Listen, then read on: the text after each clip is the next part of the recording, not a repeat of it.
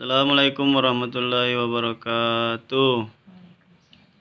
Bab keempat, kisah ketakwaan para sahabat Nuhum. Setiap kebiasaan dan tingkah laku para sahabat Nuhum patut dipilih dan diteladani. Mengapa tidak? Sebab mereka dipilih oleh Allah Subhanahu wa taala untuk menjadi sahabat kekasihnya baginda Muhammad sallallahu alaihi wasallam. Baginda Nabi sallallahu alaihi wasallam bersabda, "Aku diutus dalam generasi dan zaman yang terbaik di antara Bani Adam." Dari kitab Syifa. Oleh sebab itu dari segala segi zaman baginda Rasulullah sallallahu alaihi wasallam yang terbaik dan orang-orang yang terbaik adalah mereka yang dipilih oleh Allah Subhanahu wa taala. Allah Ta'ala menjadi sahabat baginda Rasulullah sallallahu alaihi wasallam. Kisah pertama, kisah undangan makan seorang wanita kepada baginda Nabi sallallahu alaihi wasallam sekembalinya mengantar jenazah. Ketika baginda Nabi sallallahu alaihi wasallam sedang berjalan pulang dari mengantar jenazah, utusan seorang wanita mengundang beliau makan. Baginda Nabi sallallahu alaihi wasallam dan para sahabatnya mendatangi undangan tersebut. Ketika makanan telah dihidangkan, orang-orang melihat baginda Nabi sallallahu alaihi wasallam kesulitan menelan makanan itu. Beliau bersabda, "Nampaknya daging kambing itu telah diambil tanpa izin pemiliknya." Wanita itu menjawab, "Ya Rasulullah, aku telah menyuruh seorang lelaki membeli kambing, tetapi dia tidak mendapatkannya. Sedangkan tetanggaku telah membeli seekor kambing. Aku menyuruh seorang untuk membeli kambing dari tetanggaku tersebut, tetapi suaminya sedang tidak ada di tempat. Jadi istrinya lah yang menjual kambing itu kepadaku." Lalu baginda Nabi sallallahu alaihi wasallam bersabda, "Berikanlah daging itu kepada para tawanan perang." Hadis riwayat Abu Daud. Faedah, baginda Nabi sallallahu alaihi wasallam yang berderajat luhur bukanlah sesuatu yang luar biasa bila tenggorokan beliau kesulitan menelan makanan subhat. Pengikut beliau yang biasa saja sering mengalami hal demikian. Tuh, jamaah Bangladesh kemarin. Iya. Fadilah sholat, yang artinya dari Sayyidina Abdullah bin Amr an-Nuhumah dari baginda Nabi sallallahu alaihi wasallam. Suatu hari baginda Nabi sallallahu alaihi wasallam, sungguhnya suatu hari beliau membicarakan masalah sholat. Lalu beliau bersabda, "Barang siapa menjaga sholat, sholatnya akan menjadi cahaya pembela dan penyelamat baginya pada hari kiamat. Barang siapa tidak menjaga sholatnya, niscaya tidak ada cahaya pembela dan penyelamat baginya pada hari kiamat, dan pada hari kiamat ia akan dikumpulkan bersama Fir'aun, Haman dan Ubay bin Khalaf." Hadis riwayat Ahmad, Ibnu Hibban dan Tabrani dari kitab Durrul Mansur. Faedah, semua orang pasti mengetahui siapakah Firaun dan bagaimana tingkat kekufurannya sehingga mengaku dirinya sebagai Tuhan.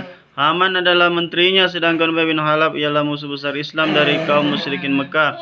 Sebelum baginda Nabi sallallahu alaihi wasallam hijrah, Ubay bin Khalaf pernah berkata pada beliau, "Aku telah memelihara seekor kuda dan memberinya makan yang banyak, dan dengan menunggang kuda itu aku akan membunuhmu, wahai Muhammad." Nauzubillah min zalik. Baginda Nabi sallallahu alaihi wasallam menanggapi, "Insyaallah aku yang akan membunuhmu." Ketika terjadi perang Uhud, Ubay bin Khalaf mencari baginda Nabi sallallahu alaihi wasallam dan berkata, "Jika Muhammad lolos dariku hari ini, maka tidak ada kebaikan bagiku untuk tetap hidup." Ketika ia menemukan baginda Nabi sallallahu alaihi wasallam, para sahabat Nuhum hendak membunuhnya dari jauh, tetapi baginda Nabi sallallahu alaihi wasallam mencegah mereka, "Biarkan yang mendekat." Ketika Ubay bin Khalaf sudah mendekat, baginda Nabi sallallahu alaihi wasallam menarik sebilah tombak dari salah seorang sahabat.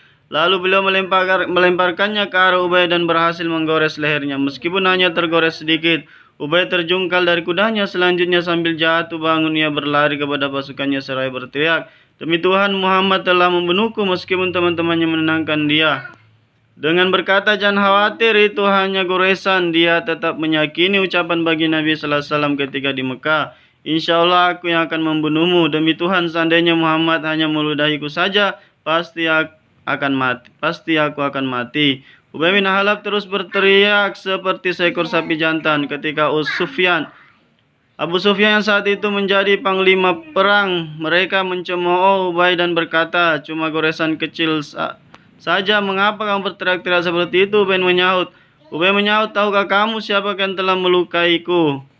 Dia adalah Muhammad. Aku bersumpah demi Lata dan Uzza, seandainya penderitaan ini dibagikan ke seluruh orang Hijaz, mereka akan binasa. Dan di Mekah Muhammad telah berkata, aku akan membunuhmu.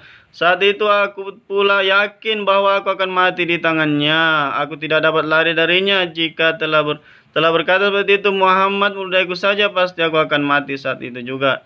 Dengan perjalanan pulang sehari sebelum tiba di Mekah, Ubay bin Khalaf pun tewas. Dari kitab Khamis.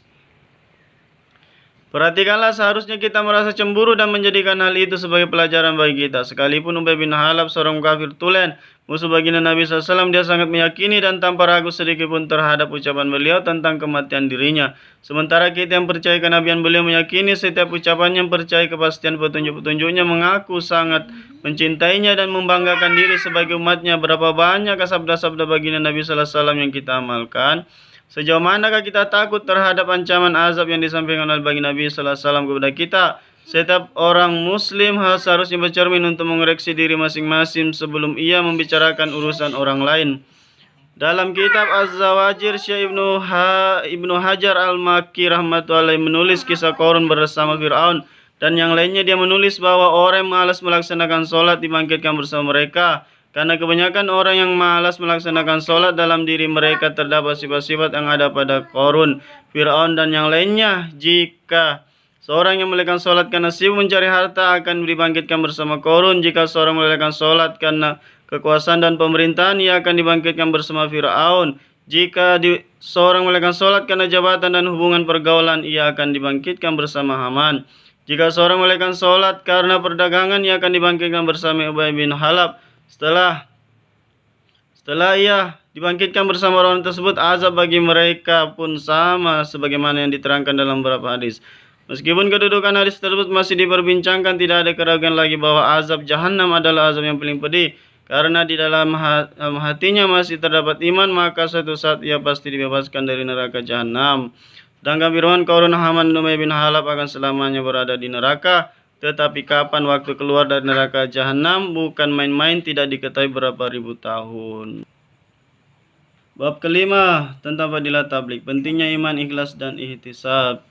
Ihtisab itu artinya melakukan amalan semata-mata mencari ridha Allah SWT dan mengharap pahala serta janji-janji darinya.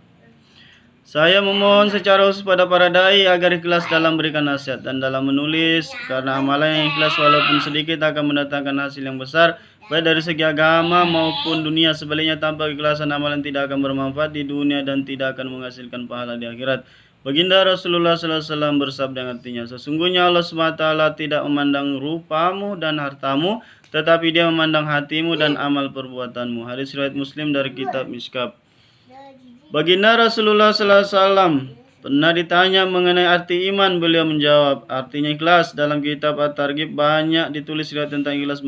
Sebagaimana disebutkan dalam satu riwayat bahwa ketika Sayyidina Mu'adz diutus ke Yaman untuk memimpin daerah tersebut, yang meminta nasihat kepada baginda Nabi SAW, maka beliau bersabda, jagalah keikhlasan dalam agama, karena dengan ikhlas meskipun amal itu sedikit akan mencukupi.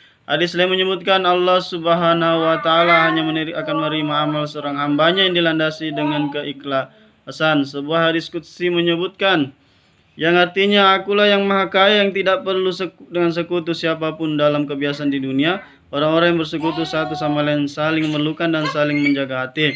Sedangkan Allah yang maha kaya tidak perlu dengan siapapun. Barang siapa yang melakukan satu amalan yang ia menyekutukanku, artinya maksudnya mensekutukan Allah SWT di sini adalah dia beramal tidak semata-mata karena Allah SWT, tetapi di samping berniat karena Allah SWT, ia juga berniat karena yang lain. Barang siapa yang melakukan suatu amalan yang ia menyekutukanku dengan yang lain dalam amalan tersebut, aku akan menyerahkan amalan itu kepada sekutu tersebut. Dalam riwayat lain disebutkan, maka aku akan berlepas darinya dan amalan itu adalah bagi sekutu yang dia beramal untuknya. Hadis riwayat Muslim dari kitab Mishkat. Sebuah hadis menyebutkan pada hari kiamat akan terdengar pengumuman di padang mahsyar dengan suara yang keras. Barang siapa yang menyekutukan Allah SWT dalam amalannya, hendaklah ia menuntut pahala dari sekutu itu, karena Allah SWT tidak menghendaki satu sekutu pun baginya. Sebuah hadis lain menyebutkan yang artinya, barang siapa beramal sholat karena ria, ingin dilihat orang lain, sungguh ia telah syirik. Barang siapa berpuasa karena ria, sungguh ia telah syirik. Dan barang siapa bersedekah karena ria, sungguh ia pun telah syirik. Hadis riwayat Ahmad dari kitab Mishkat. Maksud berbuat syirik, yang dimaksud syirik di sini bukan syirik akbar, yaitu menuhankan selain Allah SWT yang membatalkan iman. Tapi yang dimaksud adalah syirik asghar, yaitu syirik kecil yang membatalkan pahala amal serta merupakan perbuatan dosa. Bapak sudah makan belum? Dan barang siapa yang bersedekah karena Maksud berbuat syirik di sini adalah dia beramal untuk Allah SWT dan sekaligus untuk diperlihatkan kepada orang lain, sehingga Allah SWT dijadikan sekutu di dalam amal tersebut. Amal itu tidak sampai kepada Allah SWT, tetapi amal itu hanya akan sampai kepada orang yang harapkan pujian dan penghargaannya. Sebuah hadis menyatakan, artinya sesungguhnya orang pertama akan diadili pada hari kiamat adalah orang yang mati syahid. Ia akan dihadapkan kepada Allah Subhanahu wa taala.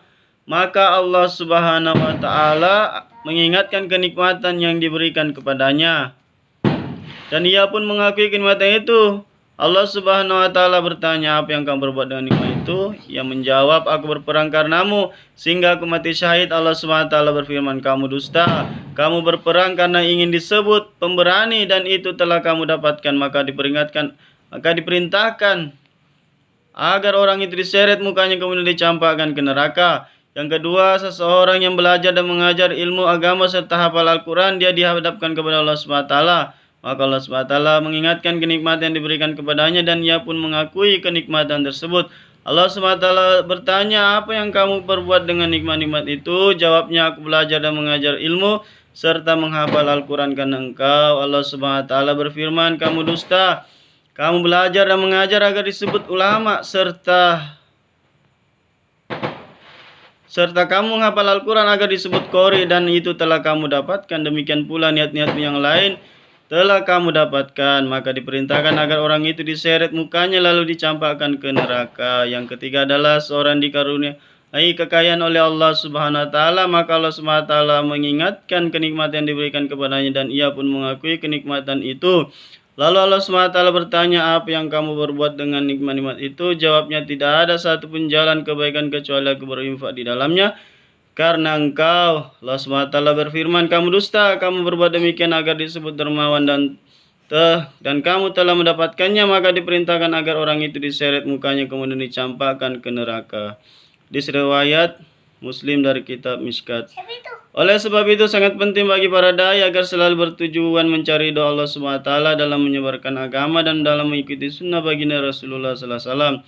Jangan sampai ada sedikit pun niat dalam hati untuk mencari ketenaran, kedudukan atau agar mendapat pujian orang. Jangan biarkan niat-niat tersebut ada dalam hati. Jika ada seperti itu terlintas dalam pikiran, segeralah membaca la haula wala quwata illa billah dan beristighfarlah sebagai upaya untuk memperbaiki diri.